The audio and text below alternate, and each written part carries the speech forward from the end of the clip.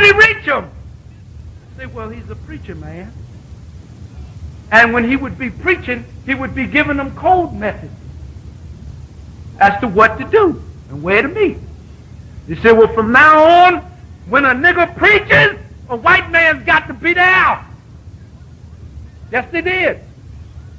They couldn't preach, a black man couldn't preach in a black church on the plantation because the black church originally was a revolutionary headquarters. Do you know that?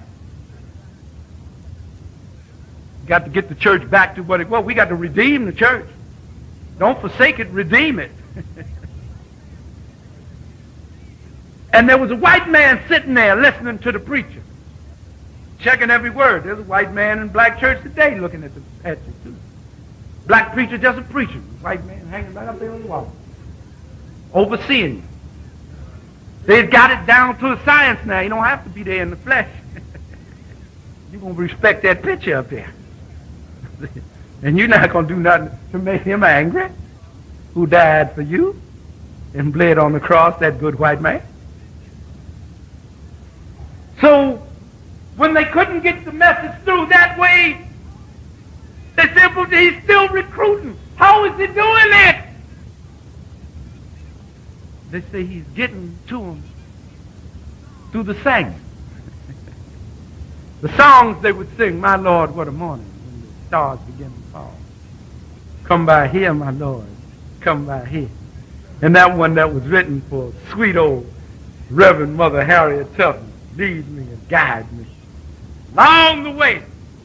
Boy, if you lead me, I cannot. Lord, let me walk each day with thee.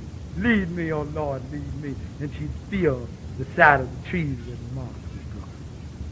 And she'd know she was headed for the north. Sweet soul indeed. When they found out about the singing, they wouldn't let them sing in that area down there around Richmond, Virginia. But they were still recruiting, and the white man couldn't figure out how.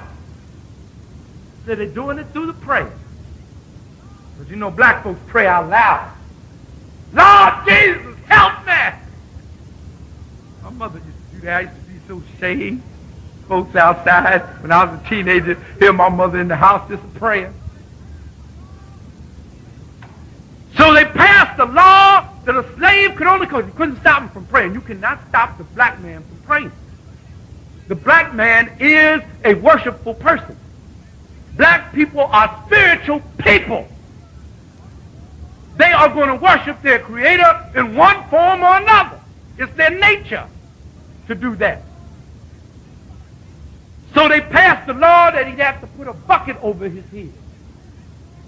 That's why when you see some sketches of old black churches, you see a bucket in the middle of the floor. But when them folks get to shouting and praying, he had to put a bucket over his head. He couldn't pray out loud. That's right. White folks passed that law.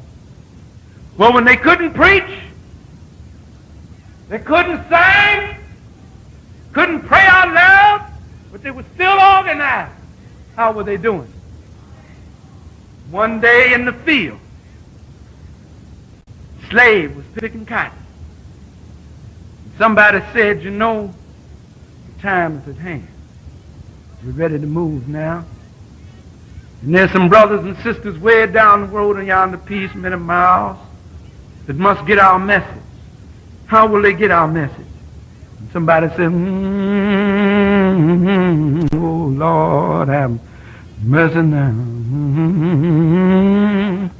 And somebody else picked it up and said, yes, yes, yes, Lord.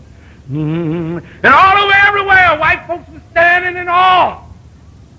The black folks was humming, moaning. And that's how they carried the message. Because they knew that a revolutionary had to make a way out of no way. And that the basis of making a way out of no way was communication. Brothers and sisters, we must communicate with each other. No matter whether we believe exactly the same way or not, whether we agree exactly the same way or not, we must come to each other and say, brother, sister, I'm with you. Let's see what we can do together. Let's work it out together. Brothers and sisters, the hour is at hand. Black man's time has come. There's a train a-coming. It's a train of liberation, a train of freedom. It's a train that only you can, but it's a segregated train. I know you don't like that because you had to sit in the back of the other one. But you're going to sit in the front of this train. There's a train to come. Get on board. Get on board. Praise God Almighty. Get on board. Shante Sana, brothers and sisters.